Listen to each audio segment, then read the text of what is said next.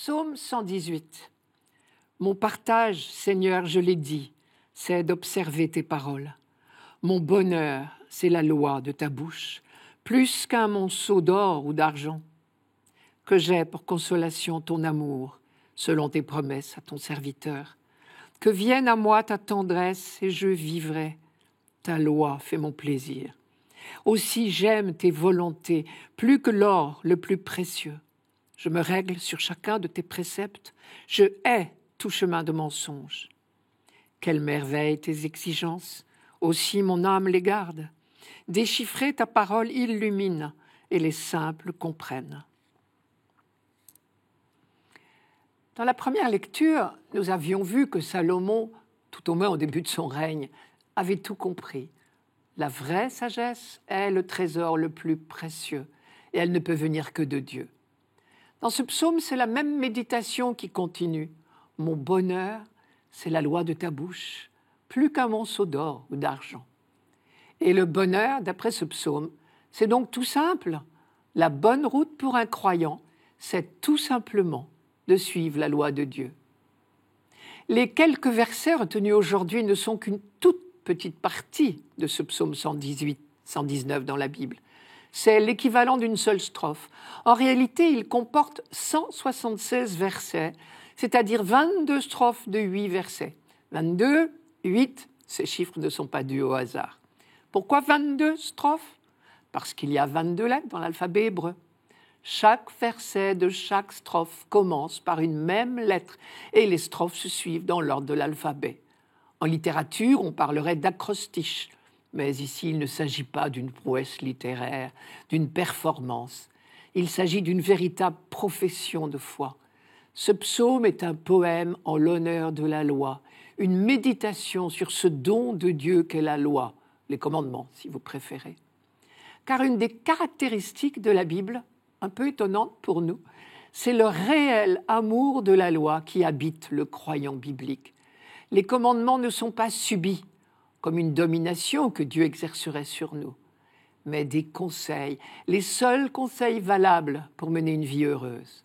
Aussi j'aime tes volontés, plus que l'or le plus précieux. Je me règle sur chacun de tes préceptes, je hais tout chemin de mensonge. Quand l'homme biblique dit cette phrase, il la pense de tout son cœur. Et non seulement la loi n'est pas subie comme une domination, mais elle est accueillie comme un cadeau que Dieu fait à son peuple, le mettant en garde contre toutes les fausses routes.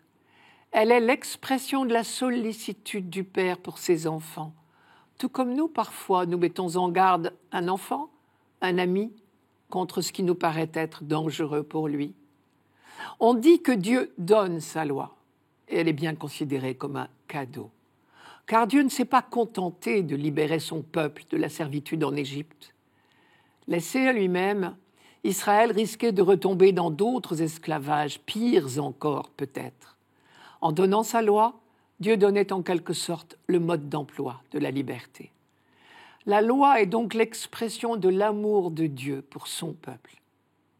Il faut dire, une fois de plus, qu'on n'a pas attendu le Nouveau Testament pour découvrir que Dieu est amour et que finalement la loi n'a pas d'autre but que de nous mener sur le chemin de l'amour. Toute la Bible est l'histoire de l'apprentissage du peuple élu à l'école de l'amour et de la vie fraternelle. Le livre du Deutéronome disait « Écoute Israël, le Seigneur ton Dieu est le Seigneur un. Tu aimeras le Seigneur ton Dieu de tout ton cœur, de tout ton être, de toute ta force. » Et le livre du Lévitique enchaînait « Tu aimeras ton prochain comme toi-même. » Et voici le commentaire que les rabbins faisaient de ce verset. « Tu aimeras ton prochain de sorte que ce que tu détestes pour toi-même, tu ne le lui feras pas à lui. » C'est ce qu'on appelait la règle d'or.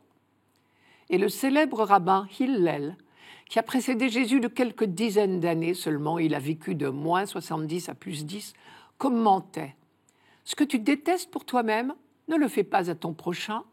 C'est là toute la Torah, la loi si vous préférez. Le reste n'est qu'explication. Va et étudie. » Il aimait dire également « Ne juge pas ton prochain jusqu'à ce que tu sois à sa place. » Jésus était exactement dans la même ligne lorsqu'il disait que les 2 commandements de l'amour de Dieu et de l'amour du prochain étaient le résumé de la loi juive.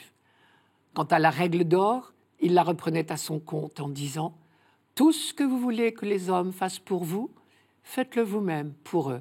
C'est là la loi et les prophètes. » Pour revenir à notre psaume, il ressemble finalement à une sorte de litanie. Après les 3 premiers versets qui sont des affirmations sur le bonheur des hommes fidèles à la loi, les 173 autres versets s'adressent directement à Dieu dans un style tantôt contemplatif, tantôt suppliant, du genre « Ouvre mes yeux, que je contemple les merveilles de ta loi. » Et la litanie continue, répétant sans cesse les mêmes formules, ou presque. Par exemple, en hébreu, dans toutes les strophes, reviennent 8 mots, toujours les mêmes en hébreu, pour décrire la loi. Seuls les amoureux osent ainsi se répéter, sans risquer de se lasser. 8 mots, toujours les mêmes, et aussi 8 versets dans chacune des 22 strophes. Le chiffre 8, lui non plus, n'est pas dû au hasard. Dans la Bible, c'est le chiffre de la nouvelle création. La première création, vous le savez, a été faite par Dieu en 7 jours.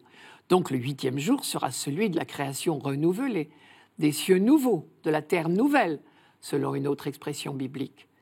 Celle-ci pourra surgir enfin quand toute l'humanité vivra selon la loi de Dieu, c'est-à-dire dans l'amour, puisque c'est la même chose.